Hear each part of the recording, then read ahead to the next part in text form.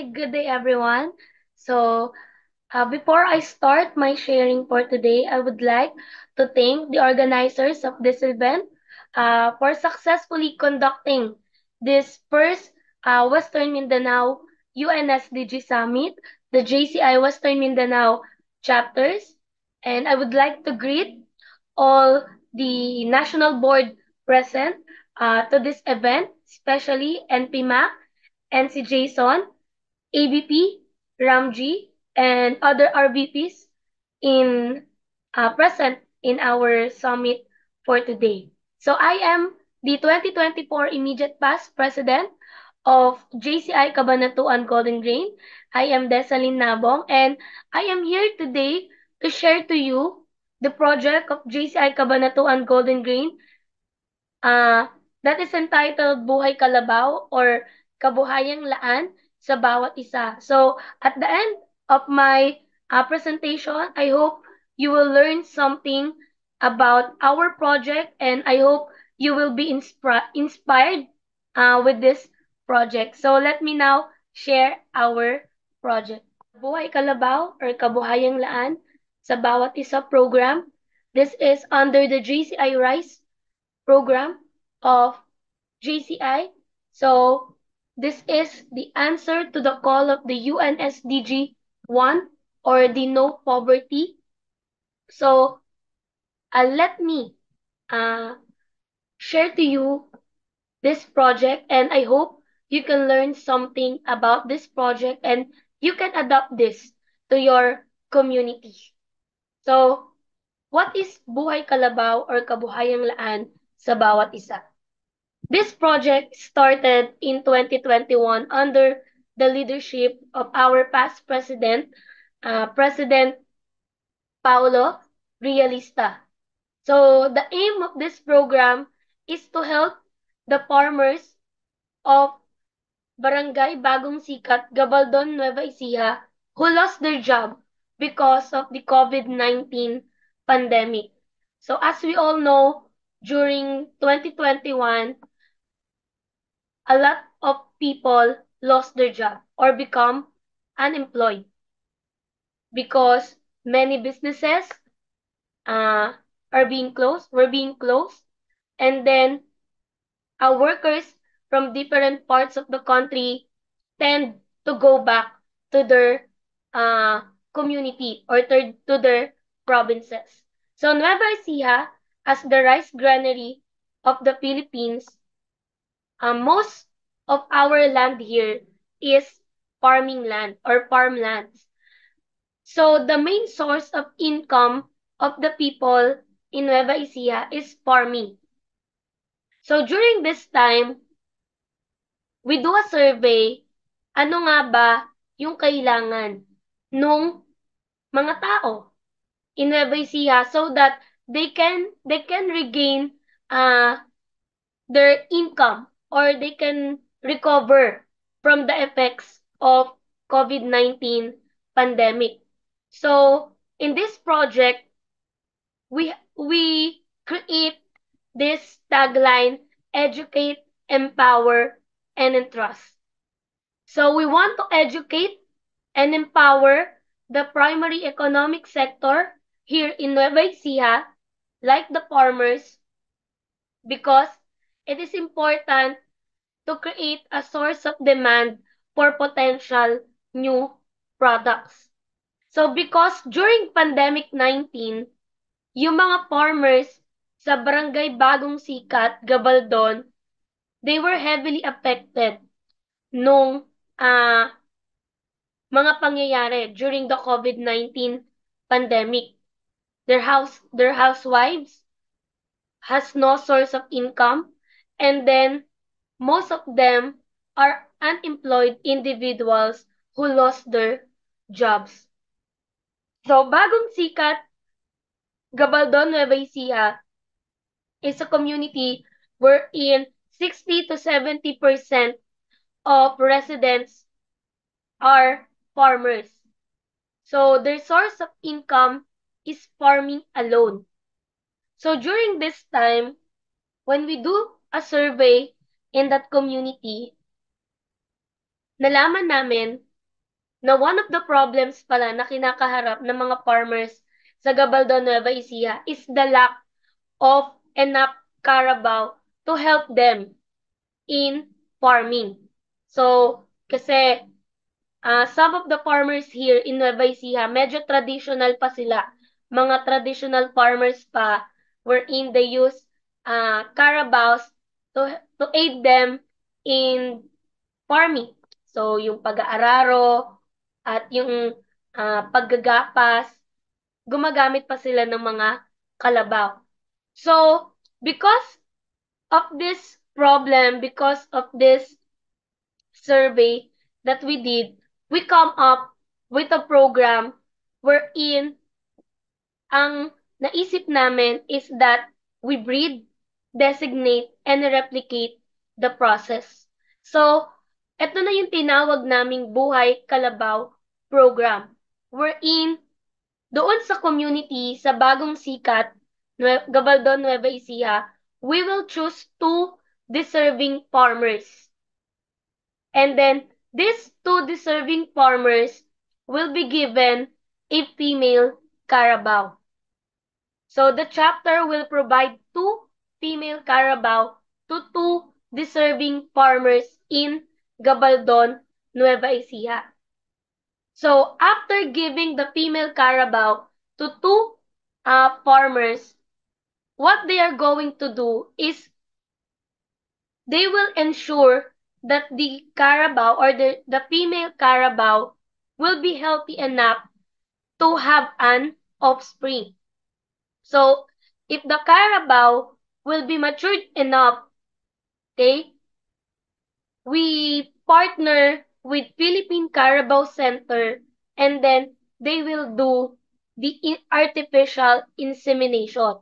So, ito po yung proseso na kung saan lalagyan ng similya ng lalaking kalabaw yung babaeng kalabaw without the natural intercourse. Okay? So, meron po tayo mga veterinarian from the Philippine Carabao Center that we will do that process. And then, if naging successful yung artificial insemination, so, syempre, mabubuntis yung kalabaw and magkakaroon siya ng offspring. So, yung kalabaw po kasi, in 1 year, isang beses lang din siya pwedeng magbuntis. So, isang beses, so kapag naging successful yung artificial insemination, so yung offspring ng kalabaw is ibibigay sa another deserving farmer in the community of Bagong Sikat, Gabaldon, Nueva Ecija. So, we will start with 2 and then since 2 yung female carabao, dalawa din yung mabubuntis, dalawa din yung kanyang magiging offspring.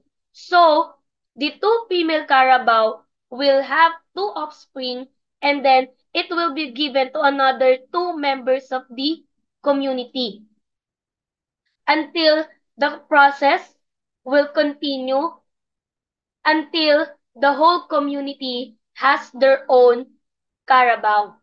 So it is a whole community economic impact. And then the system continues for each and everyone to have their own milking carabao or carabaos in their own. So Buhay Kalabaw was able to increase economic impact in Barangay Bagong Sikat through a long-term community-wide livelihood program by implementing a system that ensures every member of the community will receive their own carabaos or they will receive their own milking carabaos. So, sino nga ba yung mga naging partner ni JCI Cabanatuan Golden Grain with this project? So, as we all know, female carabaos or carabaos, pag binili natin siya, hindi siya ganun talaga ka-low cost. So, during this time, for us to execute this project successfully, we look for partners wherein sila yung mag-help for us to visualize or to implement this project in the community. So before that, let me tell you the long-term impact of this project. So we give before we turn over the two female Carabaos to two deserving farmers in Gabaldon, Nueva Ecija, we do a series of training in partnership with Philippine Carabao Center in Muñoz. So, we do a sustainable impact on the local community. So, ano ba yung mga trainings na binigay namin doon sa community? Hindi lang yung dalawang magiging beneficiary, yung train ng chapter with the help of PCC, but the whole community. Kasi meron na ding mga inaalagaang kalabaw doon sa lugar na yon. So, nakita namin na it is important also to teach them ano ba yung mga pwede pang pagkakitaan with uh, sa pag-aalaga ng kalabaw. Hindi lang siya basta tumutulong sa pag-aararo or sa bukid, kung hindi, meron pa tayong iba't ibang products na makukuha sa kalabaw na pwede ding pagkakitaan. So, we do the negosyo sa gatasang kalabaw, proper housing and management, forage establishment, proper feeding and animal nutrition, breed and breeding management, calving management, buffalo record keeping, buffalo diseases and its management, body condition scoring, and milking and milk handling. So this is the 9 trainings that we give to the farmers of Bagong Sikat, Gabaldon, Nueva Ecija. So, ang magbe-benefit for this training, not only dun sa two beneficiaries, but also it will benefit the whole community. So, the Buhay Kalabaw program was able to increase the economic impact in Barangay Bagong Sikat through the basic buffalo management and livelihood training series wherein the beneficiaries and farmers who already own carabaos were trained on topics, like I said earlier, 9 topics for them to fully utilize their carabaos. So grassroots actions, solving the problem source. So we empower, we monitor, we produce, and we replicate. So in 2023, 2 years after the program, we are still conducting series of trainings for the farmers of Gabaldon, Nueva Ecija, so that we will continue to empower them. And then the two milking carabaos uh, is still being monitored by the Philippine Carabao Center. So if they see, based on their evaluation, that yung two female carabaos na binigay namin doon sa community ay matured enough to have an offspring, they will do the artificial insemination. So, who are our project partners in this program? So, our main partner for this program is the Arellano University. So, we signed a memorandum of agreement with Arellano University CEO and chairman.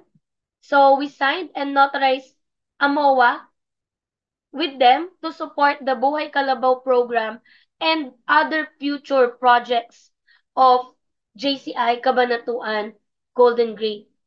And then to continuously monitor uh, the health and yung mga kailangan pa ng Carabaos, we also partnered with the Philippine Carabao Center and Department of Agriculture in Gabaldon, Nueva Ecija, and in Science City of Muñoz. And then, we do an organized Carabao Farmers Group. So, we create a group in Bagong Sikat, Gabaldon, Nueva Ecija, so that we can easily monitor their progress. So, through that project, through the Buhay Kalabaw uh, project, we were able to recruit members from different society or from different campuses or different sectors in Nueva Ecija. So, in 2023, this this is the JCI Cabanatuan Golden Grain members demographic. So 55% of our membership is educators and entrepreneurs, and then 21% is government officials or government workers, and then 17% of our members is students. So this is the impact of Buhay Kalabaw or Kabuhayang Laan sa bawat isa program. So, in Mindanao, you can choose, okay, different projects for your community. So, ano ang maipapayo or what will be my advice to you? So, you can benchmark with this project with Buhay Kalabaw and you can adopt it in your community. So, for this project, I think the total uh, cost for this project is around 200,000. So we are thankful for our partners or project partners for this program because uh, about dun sa 200 sa more or less 200,000 na cost ng project na to, only 10% or less than 10% yung naging cost for the chapter. So the 90% of the cost came from our partners and other members of this project. So, kasi medyo high cost talaga yung Carabao. Pero, I would suggest, i-base natin, pwede nyong i-base yung mga magiging programs nyo, community programs in your community or in your area doon sa tinatawag na sa naging process ng chapter on how we conduct this program. So you can start uh, chicken, pigs, or rabbit, or other farm animals. Okay? So hindi naman kailangan kalabaw talaga agad or Carabao agad. So you can choose, okay, other farming animals that you and your project partners can afford. Okay? And then, lastly, one of the key learnings for this project is that Buhay Kalabaw program was a true example of living out the JCI mission. So, through this program, members were empowered to create positive change to the community, from identifying the community's needs to planning to collaborating and strengthening partnership to implementing the program and back to evaluation. So, with this, we were able to collaborate to other partners like DTI, SM Foundation. We also have Insular Life. So, yan yung mga naging additional partners ni JCI Cabanatuan after implementing this project because they see the importance of this project. Kaya until now, continuous pa rin namin ginagawa itong project na to. So, kayo din, in your own community, it is important that you plan, you collaborate, and you look for partners for your upcoming project. And make sure that your project has a long-term impact with the community. So I hope you learned something today with this sharing. So if you have questions or uh, clarifications with this project, you can send me a message on Facebook, or you can visit the Facebook page of JCI Cabanatuan Golden Grain so that we can interact more and hoping uh, you create a lasting impact to your community. Thank you everyone and see you soon.